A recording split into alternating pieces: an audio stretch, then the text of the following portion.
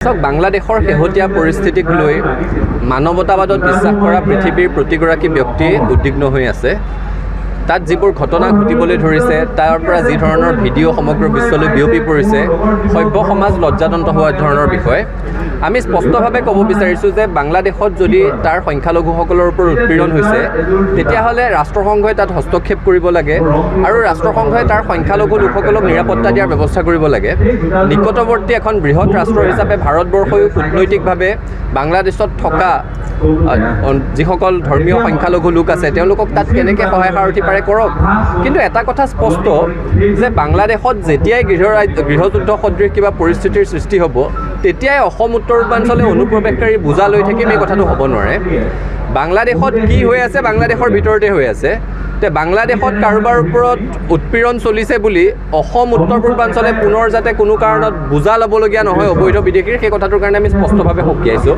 আৰু ইতিমধ্যে সদৌ অসম ছাত্ৰ সন্থাই উদ্বিগ্নতা প্ৰকাশ কৰাৰ লগে লগে উত্তৰ পূৰ্বাঞ্চল ছাত্ৰ সংগঠনৰ তৰফৰ পৰাও কেন্দ্ৰীয় গৃহমন্ত্ৰী আৰু প্ৰধানমন্ত্ৰীলৈ আমি পত্ৰ প্ৰেৰণ কৰিছোঁ। আমি তাত স্পষ্টভাৱে এই কথাখিনিয়ে উল্লেখ কৰিছোঁ যে উত্তৰ পূৰ্বাঞ্চলৰ 4খনকৈ ৰাজ্যই বাংলাদেশৰ সৈতে সীমা শ্বেয়াৰ কৰে। গতিকে যেতিয়াই দেখিছোঁ গৃহযুদ্ধ সদৃশ কিবা পৰিৱেশৰ সৃষ্টি হৈছে, সেয়া 1947 চনৰ ভাৰত বিভাজনৰ সময়তেই হওক বা সেয়া 1971 চনৰ বাংলাদেশৰ স্বতন্ত্ৰতা সংগ্ৰামৰ সময়তেই হওক, তেতিয়াই অসম উত্তৰ পূৰ্বাঞ্চলে অবৈধ বিদেশীৰ বোজা ল'বলগীয়া হৈছে। ত্ৰিপুৰাত ইতিমধ্যে জনগাঁথনি সম্পূৰ্ণ সলনি হৈ গ'ল। অসমতো আমি দেখিছোঁ যে অসমৰ কেইবাখনো জিলাত জনগাঁথনি সম্পূৰ্ণৰূপে সলনি হৈ গ'ল। এতিয়া যাতে আৰু সেই পৰিৱেশটোৰ সৃষ্টি নহয়, সেই সংকটটো যাতে আৰু ঘনীভূত নহয়, তাৰ কাৰণে আমি স্পষ্টকৈ দাবী জনাইছোঁ যে ভাৰত বাংলাদেশ সীমান্তত কটকটীয়া নিৰাপত্তাৰ ব্যৱস্থা কৰিব লাগে আৰু একে সময়তে হিন্দুৱেই হওক মুছলমানেই হওক এজনো অনুপ্ৰৱেশকাৰীৰ বোজা যাতে অসমৰ ওপৰত জাপি নিদিয়ে, তাৰ কাৰণে স্পষ্টকৈ সকীয়াই দিছোঁ।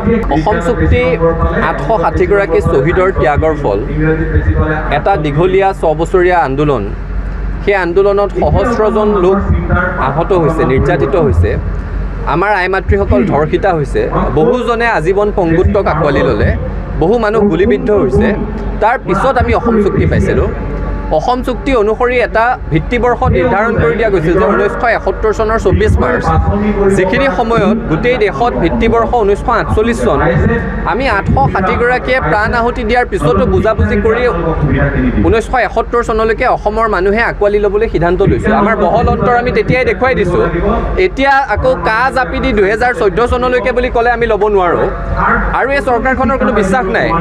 তেওঁলোকৰ অসমৰ খিলঞ্জীয়া মানুহতকৈ বহিৰাষ্ট্ৰত থকা অবৈধ বিদেশী হিন্দুৰ প্ৰতিহে তেওঁলোকৰ দৰদ বেছি।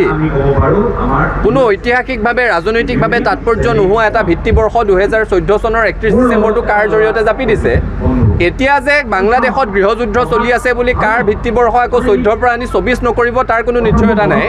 সেইকাৰণে আৰম্ভণিৰে পৰা সকীয়াই থকাৰ প্ৰয়োজন। আৰম্ভণিৰে পৰাই আমাৰ কথা স্পষ্টকৈ বাৰ্তা দিয়াৰ প্ৰয়োজন যে হিন্দুৱেই হওক মুছলমানেই হওক, অসম চুক্তিয়ে যি ভিত্তিবৰ্ষ থিৰাং কৰি দিছে, সেই ভিত্তিবৰ্ষৰ পিছত এজনো অবৈধ হিন্দু মুছলমান বাংলাদেশীক অসমৰ মানুহে আদৰি নলয়। যিকোনো খবৰৰ বাবে যোগাযোগ কৰক 7099017330 আৰু 7099017110 নম্বৰত।